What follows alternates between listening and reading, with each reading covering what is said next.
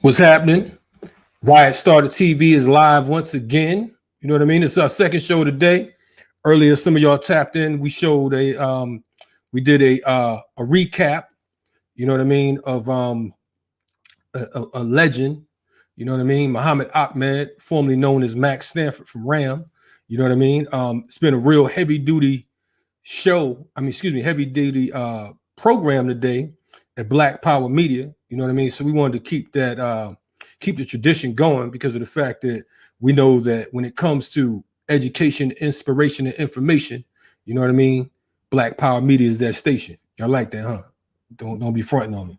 Anyway, since I'm coming with my poetic vibes, what I wanted to do today was I wanted to bring someone on that is no stranger to revolution, no stranger to cultural work. You know what I'm saying? Somebody who is someone that we respect throughout the diaspora and internationally. You know what I mean? When you talk about rap, you know what I mean? Some of the earliest rappers we would say would be folks like H. Rap Brown, Gil Scott Heron, you know what I mean? Oscar Brown Jr. And my man right here, his group, The Last Poets. Now, if you haven't been under a rock and you've been into our culture for the last 50 plus years, then you heard the name The Last Poets. You know what I mean? They've brought some of the most heaviest tunes to the table. You know what I mean? And to this day, we still rock them. So I wanted to, this brother right here, we've had him on Renegade Culture last year, you know, and he blew it out the water. You know, I had the opportunity to share the stage with his crew over the past several years. Hosted a joint they did up at the New Yorican Lounge with the Welfare Poets and a number of other different joints. We interviewed them for our documentary, Organizing is the New Coup. So it's coming up on their anniversary, which was Malcolm X Day. So I felt that it was only right that we bring in our main man, Abiodun Oyewole from The Last Poets. Abiodun, how you doing? I'm good, man. I'm great. I'm wonderful. And I'm happy to talk to Renegade again. I mean, to be a part of your program. And I'm very proud of the work that you've consistently been doing because it's about consistency. It's about keeping your hands on the plow, you know, and constantly trying to raise the levels of consciousness amongst our people because we need this more than ever now. Because of the circumstances, the social injustices, and all of the things that are happening around us, including the virus, which has a racial connotation to it as well. And so we have to really stay on top of our game. Thank you for having me. Man, listen, it's always an honor to have you and the brothers on because of the fact that we know that the work has been serious and has been consistent, and to just be in the midst of brothers like yourself. You know, it's definitely it inspires, as you all have done, inspires generations. So, you know, definitely gratitude again for coming on. For folks who are new to The Last Poets, you know, there's always a new generation of fighters. There's always a new generation of folks that's just into our culture. Right. Who are The Last Poets? I know you've been asked that like 8 billion times. Well, you know, we're actually a group of poets who came together in 1968, as you mentioned earlier, on Malcolm's birthday. May 19th, 1968 was when the group first formed. It was an idea of David Nelson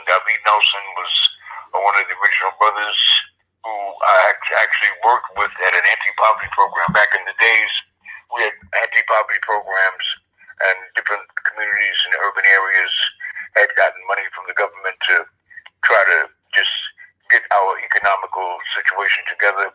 And so they had different anti-poverty programs to provide jobs for the people in the community.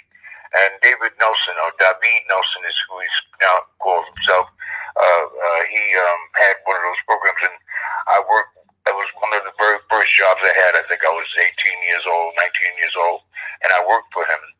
And he was a poet, and I had been writing poetry, and so one day when we were just talking poetry, he said, I'd like to start a group, a collective of poets, to give black people an example of how important it is for us to be unified, because poets usually ride solo. They don't come together in groups. And maybe if they saw a group of men from different walks of life on stage together, delivering the same message from their perspective, maybe it would be a good example for black folks to emulate. And so I thought the idea was solid. I thought it was a good idea, but I wasn't moved right away.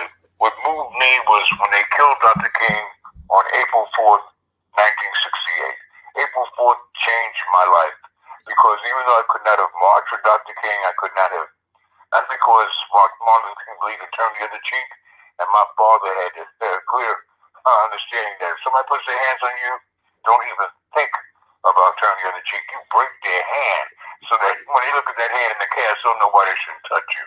Mm-hmm. So I couldn't have marched again, because the first time somebody spit on me or grabbed me, I was going to go off, and I knew that. But I did revere him, like my entire family revered him. So when they killed him, I just felt personally insulted, as a lot of black folks did. We were offended. This man was saying on a nonviolent platform, he was preaching peace and love, and he got blown away in the Lorraine Motel in Memphis, Tennessee. I mean, it was just horrendous. So my whole persona changed, and I was no longer a nice colored boy. I became a black radical immediately. And when they killed Dr. King, they really killed the civil rights movement, because that was the big movement in the country at the time. And the Black Power movement was waiting in the wings to take that spot. And when they killed Dr. King, that was the only next movement in line. And I was very, very happy, very pleased to be ready, because my father was a man who always taught self-sufficiency, self-reliance, and you can't really depend on white folks to do nothing for you. You got to do it for yourself. And so I was ready to be a part of a Black Power movement. It made sense to me that black folks should have power.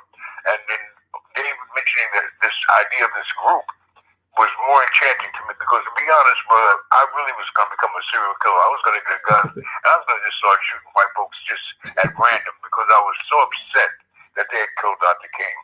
Okay. And I called David, and I said, listen, David, we got to get this group together, because if we don't, I'm going to do something stupid. And so he said, well, listen, I put my name, your name, and his other brother, whose name was Garland Kane. He said, I put our names on a list to read poetry at the commemoration of Malcolm X's birthday, which is going to be at Mount Morris Park in Harlem on May 19th. Now, I'm from Queens, New York. I'm not from Harlem, okay, but I used to come to Harlem every Sunday to go to church, and I was always enchanted with Harlem, because there was an energy, there was a vibration in Harlem that was unapologetically black. And Harlem always has represented the citadel of black culture in many ways, besides the fact that that's where the Apollo is, and if you were an entertainer, you couldn't get on the entertainment role unless you went through the Apollo somehow. So I had a great deal of love for Harlem, but I didn't really know Harlem. But now I'm going to read poetry at a park in Harlem, and part of me was very happy, and part of me was very intimidated, mainly because I had never done that in Harlem, and I was saying, what could I say that would be appealing to black folks in Harlem? And I did the smartest thing that I could possibly have done. I came to Harlem for about the 2 weeks before the gig. I walked around Harlem, I listened to the people, I just observed and listened and checked out what the language was, what people were talking about. And the expression at that time was, what's your thing, brother? And every time somebody said, what's your thing, brother would respond, well, I'm a Black Panther, or I'm in the Nation of Islam, or I'm a member of the Republic of New Africa. Right. So I realized that thing was like a revolutionary pronoun where you were connected somehow to the movement. And line with the song by the Ozzy Brothers that was out at that time. It's your thing. It's your thing. Yeah. Do what you want to do. We've always had songs that echoed our sentiments, and that was one. So I took that expression and made it and politicized it by saying, "What is your thing?" And I just wrote a poem. Said, "Is it a black thing? It will build a black nation. Will save black women and children. What is your thing, brother?" So I wrote this piece that I thought would be a reflection of where black people were in Harlem and all over the country primarily. And I felt I was prepared for that particular day. And then we went over to David's house just before we went on to the park, on stage, and we tried to work out an organized opening so that people would know that when we go on stage, we're coming on as a group. So David, Kane, and I met Kane for the first time. Mm-hmm. Kane had a poem entitled "Niggas Are Untogether People." David had a poem entitled "Are You Ready, Black People?" And I had my poem "What Is Your Thing, Brother?" And then I told Kane and David, because I said, well, we should sing together or something just to give the people an idea that we're a group, we're a unified group. Right. David couldn't sing. If he held they gave a note to him, he couldn't hold a note. I mean, Kane didn't sing. No, neither one of those guys really sang. But I sang, but I had a chant that I heard being done at Howard University by students who were trying to get rid of the president of the university. They didn't like him. His name was Nesbitt. And they didn't particularly care for him. I don't know what his issues were, but I saw them. They were walking around this effigy hanging from a tree of this president, and they were chanting, "Are you ready, niggas? You got to be ready." And it was so amazing because I'd never heard the word niggas on TV before, and they had a news clip, and I saw it on TV, and I thought the chanting of that, what they were chanting was so just captivating.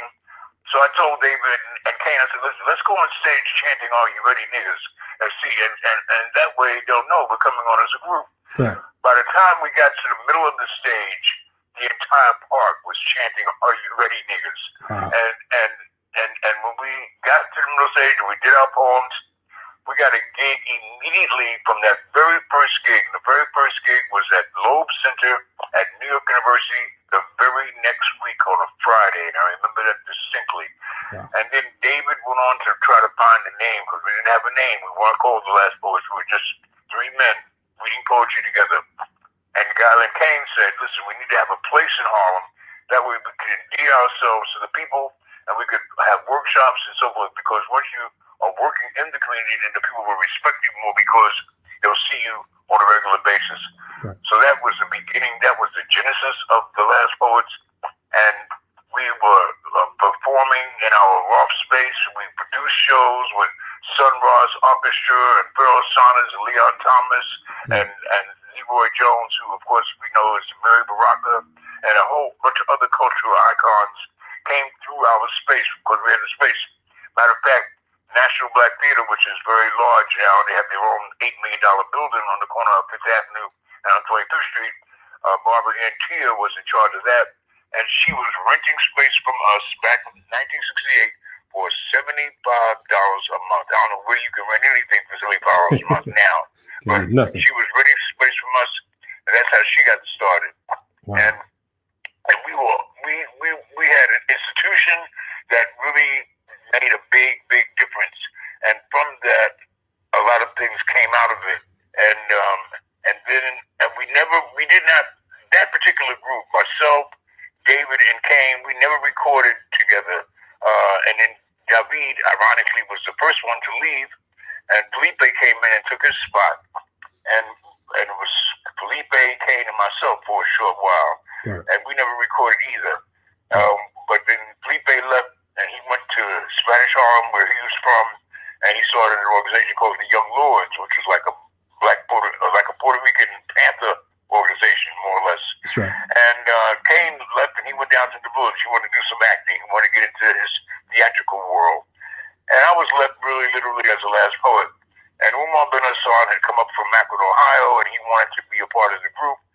Like we were recruiting people. We weren't recruiting anybody, but he was just smitten by seeing us perform when we had a performance at Antioch College, and he was there, and he just had to be a part of this group. It was like a calling. He felt he had to do this. So he came up here, and I put him in the group, and then there was a brother that he was hanging around all the time, and he always shared his poems. and they were all rhyming poems, and I thought his rhymes were very successful. Kane didn't like him. He always said, "Keep that nursery rhyming bitch away from me." He didn't like it. He didn't like the rhyme.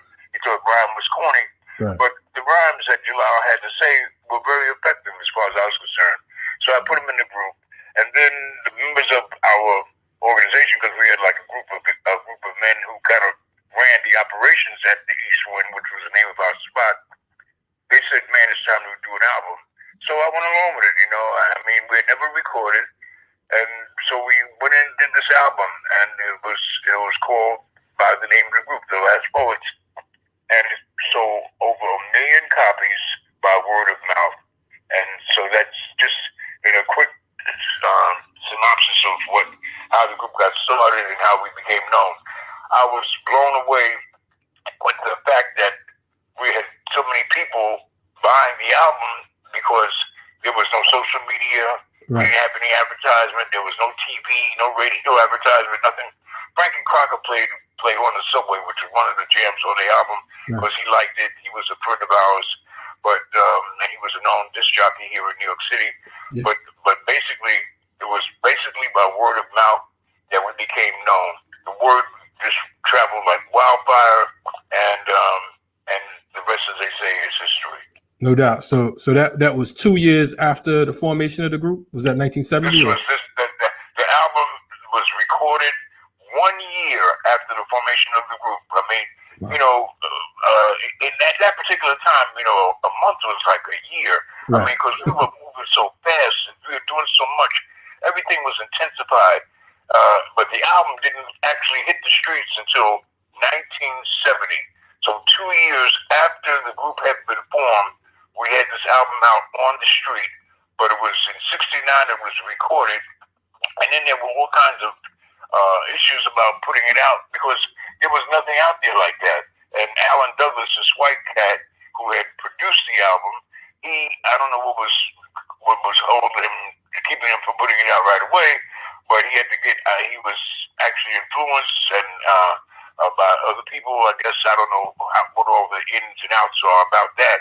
Because I didn't really care about the album. I didn't think anything about it. I did it because I was told by members of my organization to do it, but I didn't really put a lot of faith. We were not trying to be recording artists. I was really trying to be a revolutionary poet and change the way black folks saw each other and how we dealt with the system. And that was my only goal.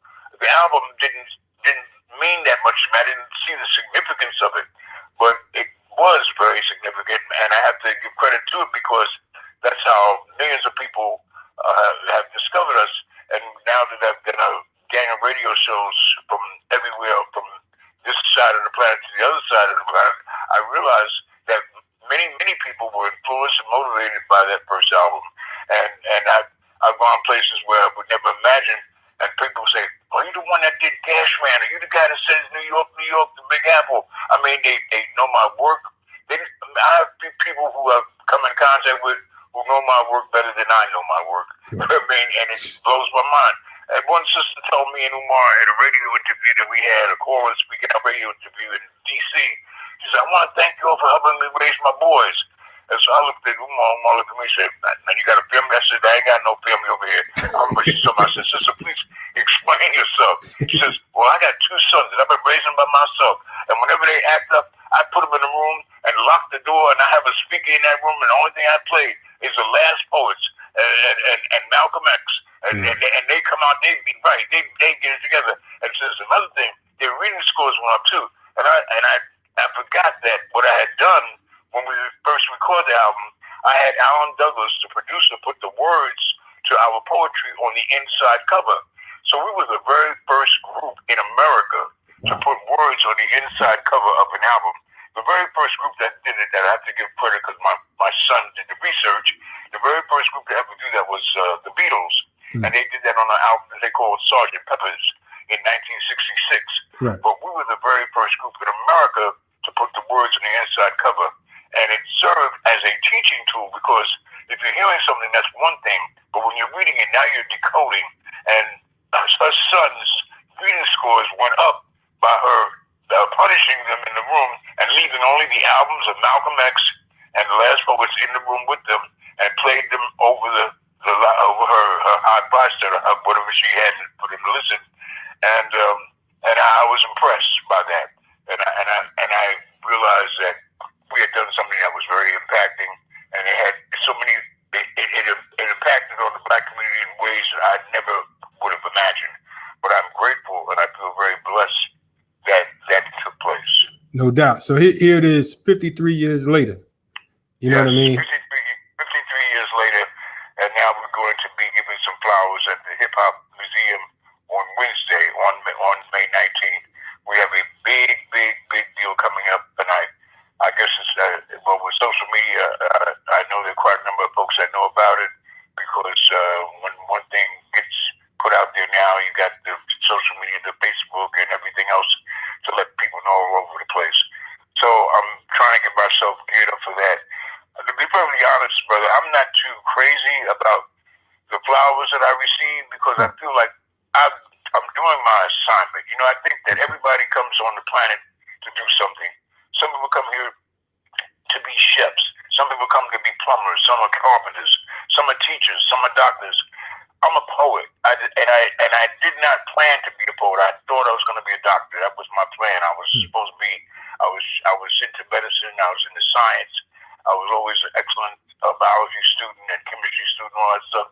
But I got caught up with the poetry basically because of my involvement with the Last Poets, and it's kind of dominated my life in many ways. But then I have a knack for writing poetry, and I always have had a knack for writing poetry. My high school English teacher told me that when she had given us 10 vocabulary words to put into a composition, and a composition could mean anything. So I told my English teacher, I said, if I put these words in a poem, could I get extra credit? And she looked at the words and she said, if you put these words in a cohesive poem, I will give you 2 extra credits. So I wrote a poem using all the 10 vocabulary words. And then she told me, when I shared with her the poem, she says, you know, you're a poet. You're a natural poet. I don't know what you're going to do with it, but that's something that you have at your disposal. And I didn't even think about it. I mean, I wasn't trying to be a poet. Right. I mean, God, I mean, that was the last thing on my list. My father expected me to do something serious. A poet? He'd laugh at me if I said I'm going to be a poet. Are you kidding? Right. A poet? What does a poet do? You run around doing poetry? I mean, come on, boy, you better get a job and do something serious. Right. And so that wasn't what I had planned to do, but it has dominated my life, and I'm grateful that I've embraced it, and I've been able to affect a lot of young brothers and sisters all over the planet who are now writing poetry. Matter of fact, you know, people want to give us the Last Poets credit for being the foundation for hip hop. When I have had different sessions, conferences with Kool Herc and Africa Bambaataa, I refer to Kool Herc and Africa Bambaataa as the architects of hip hop, because they were up there in the Bronx and they were using hip hop to try to stop the gang violence and all that stuff. And they did a fabulous job. Yeah. But in talking with Kool Herc in particular, he says, dude, you got to realize the only thing we had to listen to back in the early 70s were you guys. Right. Nobody had said what you guys said, and nobody said it the way you said it. We knew your work probably better than you knew your work, because we would listen to you every single day. And so what we did, we piggybacked off of what you guys did by doing what we did. And I said, wow, you know, so that, you know, it's like, the truth is, and I know you already know this, we stand on the shoulders of each other. You know, nothing is created by just out of the clear blue. You know, there's somebody who's done something, and you just simply take it to another level. I mean, before the Last Poets, there was Oscar Brown Jr., there was, you know, Eddie Jefferson. We've had people using poetic schemes to reach your mind and tell stories for a long time. This is who we are as a people. And we're just continuing a tradition that I think you could probably trace back to Africa. Indeed. And you know, I just want to say, man, you know, definitely, you know, everything you just said, you know, everything, you know, it's the wild thing about the beauty of this thing is that it's you said that you're just a poet. If you're just a poet, then the rest of us are just we doing scribble scrabble. You understand what I'm saying? I mean, it's like when you talk about inspiring generations.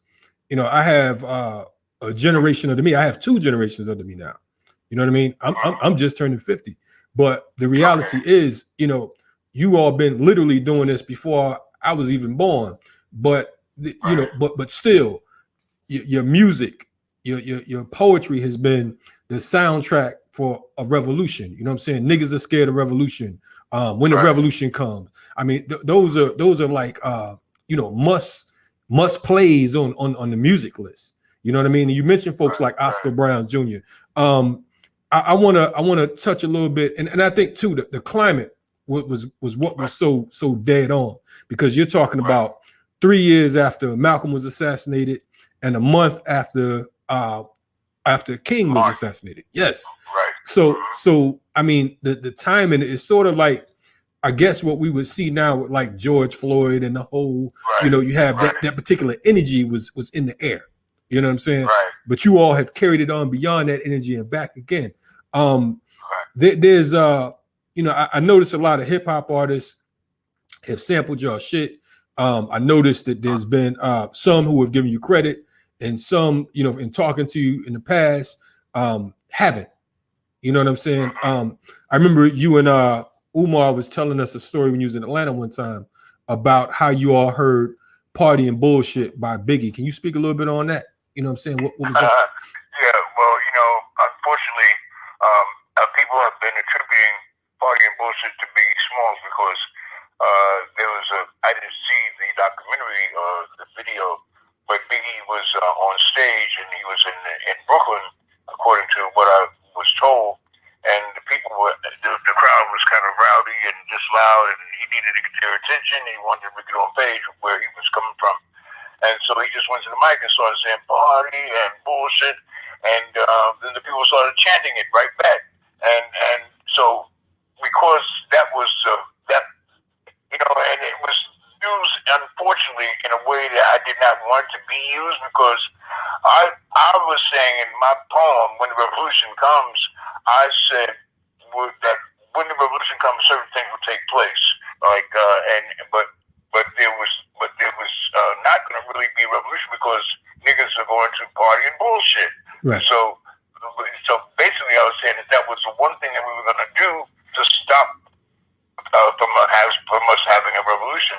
And then for me to hear that that black folks are actually saying "party and bullshit" like it's a cheering call for a party for you to actually do that.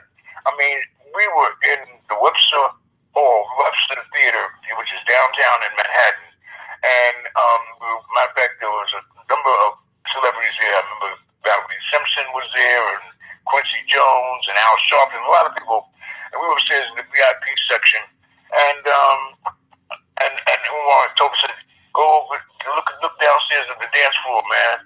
So I look over where we were upstairs, and I looked over the balcony downstairs, and there was about maybe 500-600 young people downstairs, and they were chanting "party and bullshit." I said, "I got to get out of here. This is crazy. This is crazy." I almost lost my mind. And then later on, I got hear it being used in different fractions. Actually, it was brought to my attention a few years back. This I couldn't remember her name. She's some little rapper. That I think Jay-Z produced. This little rapper. Was it Foxy Brown or Charlie Baltimore? Charlie Baltimore or Foxy Brown? No, it wasn't Foxy Brown. It was another rapper, a white girl. I think she's a white girl, and she said, "This is how we party," and she had a few lines from her poem, and then she had about 29 times she said "party and bullshit." Wow. So I got very upset. I said, "Now this is crazy. They're using those lines that I wrote, and I'm not getting paid, and they're just trashing it." So I actually went the whole route, took her to court. Anyway, we lost the case, but now what's happening presently? Netflix has a whole documentary out about Biggie. I think it's a documentary on Biggie Smalls, and my niece sent me this whole breakdown. They have me saying a line just before "party and bullshit," and then they have me saying "party and bullshit," and then they got the album in the background. So I sent it to my lawyer. I call him my gangster lawyer out of Detroit. and he's one of the top entertainment lawyers in the country. Matter of fact, he was the guardian for Rosa Parks just before she checked out. He was taking care of all of her business and securing her situation. And he's a great lawyer. And so he's on the case now for us to try to get some compensation for Netflix actually producing this documentary and my stuff, and not anybody's voice, but my voice as well. Wow. And I mean, act like I'm dead and nobody's gonna hold him accountable. Right. So I don't know what's gonna happen with that. I've lost faith in the system in terms of us getting any justice, but I do have a lawyer on the case. And yes, it bothered me that so many people have just not connected the dots and recognized that that's a line, that's a major line. From matter of fact, when I was in court about 2 years ago, there was one of the appellate judges, because it was in the appeals court. She said, "Well, it's not copywritten," and I'm saying, "What is she talking about? The whole poem is copywritten, and that's a part of the poem." I mean, but they try to separate that line from the poem, like the line was independent of the poem. Right. That's insane. But I don't know if anything's going to happen with that. But that is still something that's on the table. And we've been sampled a bit, and a lot of other things as well. I mean, David, his "God Nigga Die" was sampled by NWA, and Umar's poem "Time Is Running Out" was sampled by Tribe Called Quest. I mean, we've had a number of different people sampling our stuff. I appreciate the fact that we've said something that they want to use, but use it in the right way and give credit to those. Like, I have to give this sister Seven Streeter, I think that's her name. When she wanted to use something out of When the Revolution Comes, she had her people get in touch with me. Right. And they got in touch with me. I forwarded all the information to my lawyer. We made a nice little settlement. As far as I'm concerned, Seven Streeter is on the money. No she doubt. Did it the right way. And I have no issues. But there are quite a number of folks that are just using it like it's a hole without a pimp, you know? Right. That's accurate on the line right there. I know that there have been some artists that you have worked with. I think you all work with Nas and I worked with Nas and there's a piece called Project Roach. Yep. Had a lot of fun too. That was a funny experience because I know Nas's father real well, Oladar. Oladar was a good friend of mine. Yeah. And so when Nas called my house, I said, I always say the same thing. I always say Alafia. How can I help you? And so I said, this is Nas. I said, D Nas? And he said, yeah. I said, I know you got my number. Your father gave you my number, right? He said, yeah. He said, my father. I said, well, what can I do for you? He says, my father said I need to talk to a nigga expert because Jesse Jackson, and they don't want me to do my nigga album because when he was doing this album dealing with nigga, he had gotten a letter or got a notification from Jesse not to do that because at that time everybody was trying to bury the word nigga. They having a funeral for the word nigga. They're gonna get it was really silly. Folks started running around saying the N word, like to say nigga was totally out of order. Right. I mean, get real. I mean, black folks have the ability to turn shit into meatloaf. We have taken the worst of the language in America and made it powerfully positive. Nobody on the planet has ever taken a word like bad and made it wonderful. But we have. You don't take dope and make dope something great, but we made dope great. Come on, black people have, because we're not just linguists. We're soundologists. It's about the sound. And if you don't get the proper vibration from the word that we want, then we'll take the negative words, and give it the energy that we want to have, and express it in a way that we know is positive. If I say, man, we gotta come out to this party on Friday, man, this is to make some chicken. That chicken is bad. You know that chicken is slamming. It's tasty. Right. But now you go to somebody else and say, man, you go to so-and-so's house and she makes some bad chicken. Ooh, why would you eat bad chicken? I mean, but we have this ability. So yes, we are very powerful when it comes to understanding the sounds of life itself. And that's what poetry is primarily composed of. And we're, as black folks, because because we've been given a language, we're forced to speak a language that's not our language. So we've had to Africanize everything. Sure. And the African language that we will be speaking, there's a tone attached to the word. You don't just say the word, you have to say it with a certain attitude. And that attitude supersedes the word itself. And then the word takes on a whole different meaning. And that's what we do best. And a lot of folks, you don't have too many etymologists talking about the magic of language out of the mouth of black folks. Because they're intimidated by it. But you said long enough, when you watch TV, like I'm sure you've seen, brother, how many times you see them using our expressions to sell some corny products? They got a whole thing now where they're trying to sell, and they got this little white girl say, and make it rain. Where did that come from? We're the only ones that say stuff like that. No doubt. We'll say something, and it becomes sketchy. They're going to capitalize on it. Like, they said it, now they're getting paid. They're going to pay somebody that's totally not from our culture to say what we've said, like they own it. But that's what they do. Now, we are a genius people, mainly because we've taken, like I said, shit and turned it into meatloaf. And nobody can do that but us.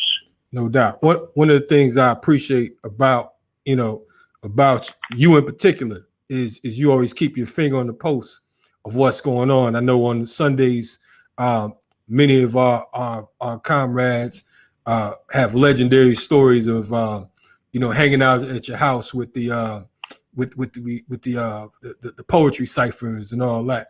Yeah, and my salmon croquettes. No doubt. Yeah. I missed all of salmon croquettes. I'm on the internet list, but that ain't the same. You know what I'm saying? I ain't. I love the salmon croquettes. So I gotta find a way to make that part happen. Who are some of like the younger artists, shall we say, that you rock with or that you respect nowadays, because of the fact that I know, like I said, you've always been supportive of generations after you, and that's one of the things that many folks that I know respect, because of the fact that you don't come with the bullshit looking down on folks like like no one knows what they're talking about but you. You know what I mean? So yeah. Well, brother, and I respect there are a number of brothers who I have mad respect for, and they've shown me love. Starting with Chuck D. Chuck D is matter of fact, we've been very close. Because whenever we're together, he'll always tell people I'm the original Chuck D, because my American name was Charles Davis, and my nickname was Chuck. And so Chuck D says, this is the original Chuck D right here. And we have that kind of a side joke. Right. And we did a piece, It's Down to Now, on one of our albums, because every time I see Chuck, I'd always say, yo, Chuck, you always talk about we got to do something together. I said, what's the theme, brother? Because when someone says they want to do something with the last words, I say, well, what's the theme? Because you can't just say I want to do something. Give me a theme. What do you want to write about? Right. And because once you give me the theme, then I'm gonna jump on it, and I expect you to do the same thing. So finally, I cornered him one day, and I said, yes, what's the theme, Chuck? Because he was talking about this doing something together. Let's make that happen. So he said, it's down to now, brother. I said, well, I'm going to do a piece called It's Down to Now. Right. And I expect you to have your piece done. And he did, and it was beautiful, and it works. It's on one of our CDs. I don't know which one, I can't recall, but it's on one of our CDs, and it's a nice piece. Chuck is a brother I respect a great deal. Nas is a brother I respect. Of course, I have mad respect for Rakim. Oh, man, I love Rakim. I think, and we did a show. We lost one of our great poets. His name was Sekou Sundiata. And we had a big tribute for him at the Apollo Theater. Yes. And Rakim was a part of that tribute. And every time Rakim would pass me, whether it was on stage or backstage, he would stop and give me a hug. And I say, Rakim, why you keep hugging me, man? He says, because you're the man. You're the man. I just got to give you your respect, bro. I got to give you respect. So, I mean, there's a lot of love. And then, of course, Common. Can't leave Common out, because Common called here when he was doing his piece called The Corner. No doubt. And he said he wanted us to be on there. And Common's father was a big fan, and he turned Common on to us. And Common and I became very close. And I was always talking to Common because he was going out with Serena at the time. and I was praying that they would get married. Lord have mercy. And he was constantly telling me, man, she's a piece of work, brother. She's a piece of work. And I see, obviously, she was too much for him to deal with because she went on hooked up with a Pillsbury Doughboy, and it breaks my heart to see that because she gave us so much joy on the tennis court, and they changed the entire style of tennis for women. I mean, her and her sister both, they raised the bar at levels that nobody could ever imagine. And but the fact is that he's another person who I have mad respect for because he put us on. I tried not to go to the Grammys. It was the Peace Corner. The corner was actually a Grammy-nominated piece, and I didn't want to go out to California, Hollywood, go out there, hang out with the people. Right. I mean, and they send you the tickets free, and you get this little package. You know, you're gonna be in the VIP, be one of the VIPs. And I'm comfortable right here in my house in New York. I could watch the Grammys on TV. I have to be hanging out there. But Carmen called me and said, "Listen, dude, your presence alone would be just perfect, man. We just need you to be seen because it's going to make folks recognize who you are." I mean, so I went out there and I got a chance to meet Snoop Dogg, and I really like his spirit. He's a beautiful brother. He's got a certain personality that is just endearing. You can't help but like Snoop. Snoop is he's just one of those brothers that an easygoing brother where you feel comfortable around. So I got a chance to meet him. KRS is another brother who I know well, and when he became an A&R person for, I forget the label that he was working for, he claimed we had a gig in Chicago, and he said, "Now I can produce an album with the Last Poets." And I said, I told Umar, I said, "Don't hold your breath," because see, some people might have had ideas of doing something with us, but you know, we are still intimidating to a lot of people because of the fact that we came hard. And the corporation that really runs this entire industry for the most part, they don't want to really kind of blow up their situation too much. And the Last Poets, we're still seen like as an atomic bomb in many ways. And then we're older too. And I know about no nonsense. I'm not gonna be a clown. I'm not gonna say nothing that's gonna be less than what I'm expected to say from myself. So I'm not surprised that I didn't hear from KRS or some of these other guys. And I don't know how much he's connected with the corporation, but the corporation, America's a corporation. And if the corporate guys decide that they don't want to give us the play that we should have because who we are, then it's just not going to happen because they put your name on the list and you get automatically, I'm not going to say blacklisted, whitelisted. And you're not going to get put up. The thing that keeps me going and motivates and inspires me every day is my people. My people, basically, I mean, right here in Harlem or anywhere I go, I receive love, brother. I cannot tell you, when you do something that black people have appreciated, black folks show you their appreciation. And there's no two ways about it. I can go to a couple of soul food restaurants here in Harlem right now and order some food and get up to the cash register, and either somebody that's online waiting to pay for their food will see me trying to pay for my food and say, "Oh, you can't pay for that." And they'll pull out their credit card and pay for my food. I've been online at places to get food, and the cashier said, "But and you expect me to take your money? Man, get out of here." I mean, that's nothing but love. That is nothing but love. I always tell people, because my open house that I do every Sunday, it started out because I'm a big baller. I'm not playing now.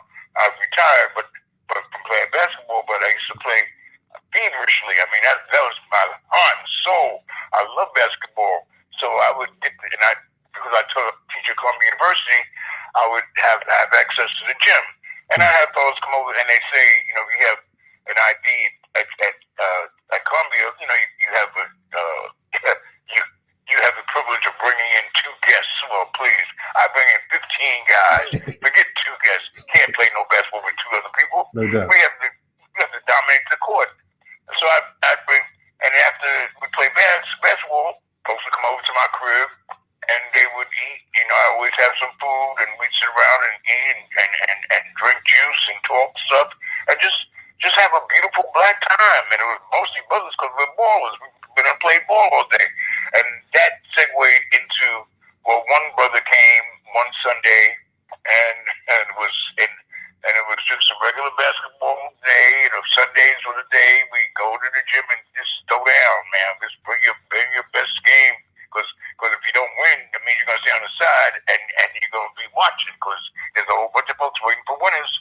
And this brother said to me, yo, man, I know who you are, man. And I got this poem. I said, brother, I'm grateful that you know who I am and all that stuff. That's wonderful. But we're getting ready to play some poetry right now. I ain't no time to listen to no poetry. We're getting ready to play some poetry. All right? Because that's what I see basketball as, man. That's like a whole poetic dance. I love the game. And so the brother played. I think he was on my team. I don't remember. Yeah, he was. And we won. We won about 5 games. We had a wonderful day. So at the end of the day, we're getting ready to go back, come over to the crib. The brother says, I said to the brother, I don't remember his name at all. I said, well, I'll listen to that poem now, brother. You know, let me hear what you got. So he reached into his pocket, and Lord knows it was it was a heartbreaking moment because the poem turned to ink on a page. The sweat from us playing basketball had just killed his poem. You couldn't tell what was there. It was just ink. You couldn't decipher any word. And he looked like he was going to die. I felt so bad because I'm saying to myself, if I had let the brother read the poem when I first met him, I wouldn't have this issue.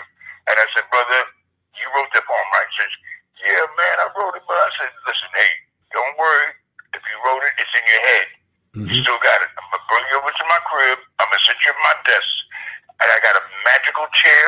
I got a magical pen and paper. And you're going to rewrite that poem. And my son was the one that told me, he reminded me of how the open house got started. And it was that brother who came over and he remembered, I think he said he remembered at least 90% of the poem.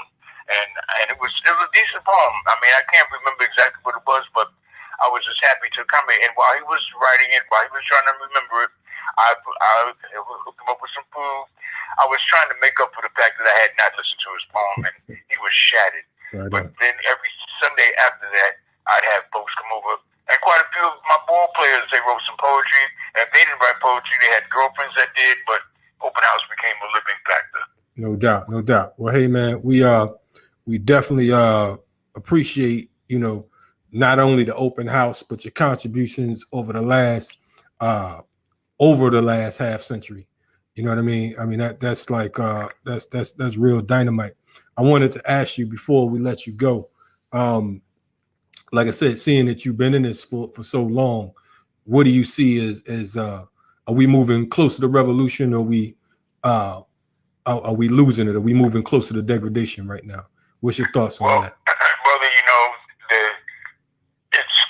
we're going to unfortunately see more atrocities because we're dealing with a real diabolical character here, and the orange clown that was in office for the last 4 years, he has really put a stain on America. But what he's done really is he's uncovered the true America. So the real ugly America has reared its ugly head, and now we're seeing some stuff that a lot of folks thought was dead. A lot of us are seeing some killings, unnecessary killings, and the police officers. You see, a lot of people talk about respecting police. Those are not police officers. Those are Klan members. They just happen to be, they've taken the train to become police officers, just like many of the military, the same thing. They've taken train to become a military person, and they got a gun, and they got a uniform, but they're not Marines, they're not soldiers, they're not police, they are Klan, but they are working under the guise of their particular position that they have legally acquired. The fact is that America is on its way out, primarily because the country is becoming an overwhelmingly a country of color. White folks realize that they're dying. They know that. They know it better than we do, and they're desperate right now. Anytime you're desperate, you do crazy things in desperation. So we're going to see more desperate acts.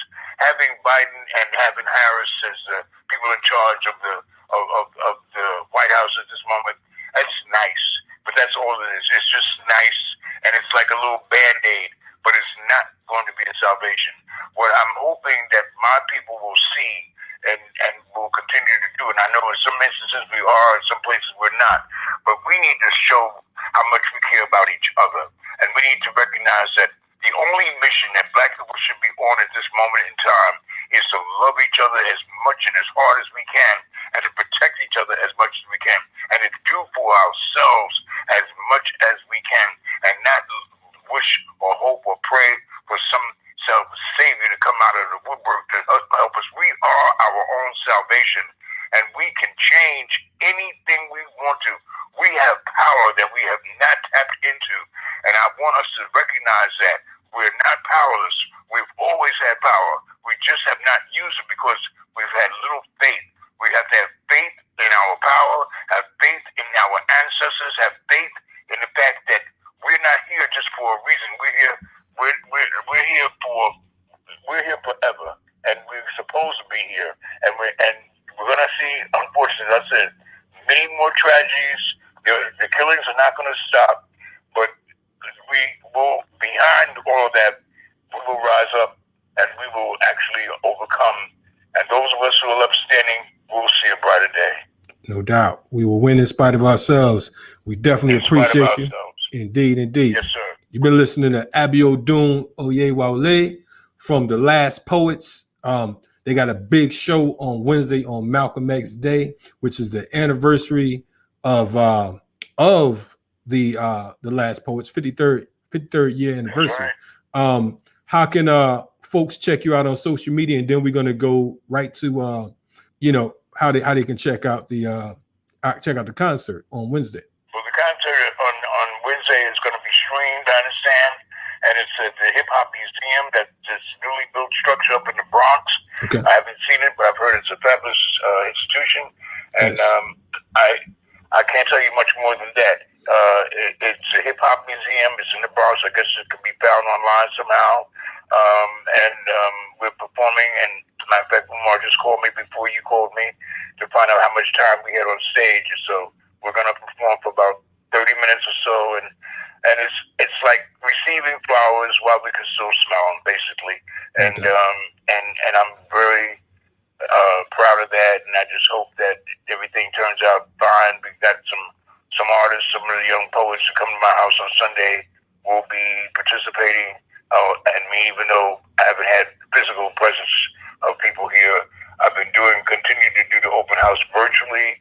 We've been doing it online, and consequently, the open house has become an international thing because of the technology. I've got poets from Brazil, South Africa, and Nigeria, and Britain participating every other Sunday when we do the open house online. So some of those folks who are here in the States will participate on the Wednesday as well. And some name artists, I don't know which name artists are going to be there, but I gave my niece, who is making the contacts of some important folks who, I don't know which ones she's got in touch with, but we are looking forward to a beautiful time on Wednesday. No doubt. Shout out to Juanita. We're gonna put the your niece Juanita. We're gonna put the link in the bio. So for those of you that are interested, the link will be on the YouTube in the YouTube bio right after this broadcast. We definitely appreciate. I mean, it's always, it's always. I don't even want to say an honor because of the fact that that's. I don't think there's words in the English language that can describe how I feel about the Last Poets and Gil Scott-Heron and Oscar Brown Jr. and then the poets of my day, the Sonny Pattersons and the Mir Suleimans and all of those younger brothers and sisters who I think that are continuing to carry the mantle. Well, brother, let's also recognize a shout out to you, because we don't have voices like you. We don't have radio people that are like the town criers, letting folks know what's going on. It's lost. You see, you keep the flame very, very much alive and bright because of your work, and that's how artists like myself and all the artists you mentioned, like Sonny Patterson, who I love very much, I think she's terrific, and quite a number of others, Jessica Care Moore, there are quite a number of artists, but that we all need the support of the media, and you represent that, brother. And I just want to give a shout out to you for your work, because a lot of times, you know, people like you don't get the play that they deserve, because you provide a platform for us to run our mouths, right? Hey man, you know, listen, man. You know, this your platform, and that's on the real. That ain't no, you know, that ain't no jive talk. Cause you here whenever you ready. You know what I'm saying? If you just feel like saying fuck it, you know what I'm saying? Live, we have the technology. You know what I mean? So Okay, definitely love, honor, and respect, and we looking forward to Wednesday. And okay, man. you know, stay tuned. We'll put all your social media contacts in the like I said, in the body of this this piece. And we're gonna see you soon, brother. Stay on point. Stick around for another 50 plus years, you know what I'm saying? Because you know we need you out here. Well, thank you very much for that, brother. And you just take care. Stay safe and be blessed. No doubt. You too, comrade. Be safe. We'll talk to you in the future. All right. On the peace. Yes, good people. You was listening to man, I feel like I really feel like, you know, like when you talk to, you know, a prophet, for lack of better words, you know what I mean? I've been blessed to work with, around, and near some of the most devastatingly effective brothers and sisters throughout the diaspora in my days, and I'm grateful to have this platform to share this share knowledge of folks like Max Stanford and folks like Abiodun and Felipe, who we've had on Renegade Culture, and so many others. You know what I mean? So, and for you all checking this out, man, we definitely appreciate you. We still coming along with this whole Black Power Media thing, so make sure you support it. If you could repost, you know, retweet the whole nine, and let folks know that we're bringing history class in an edutaining way.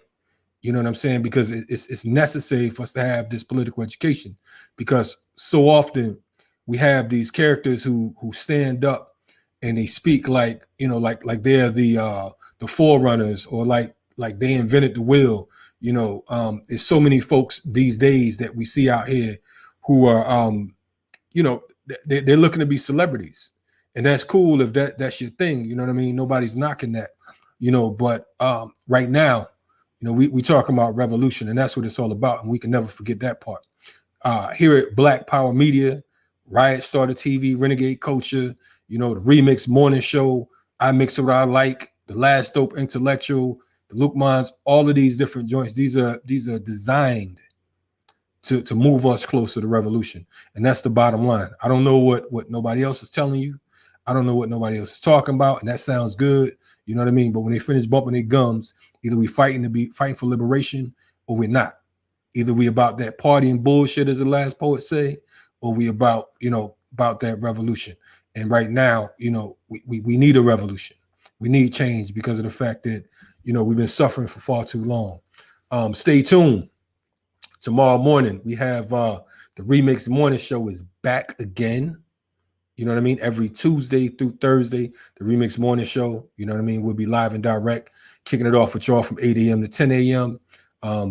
You know, we have a whole lot of dope content coming along this week.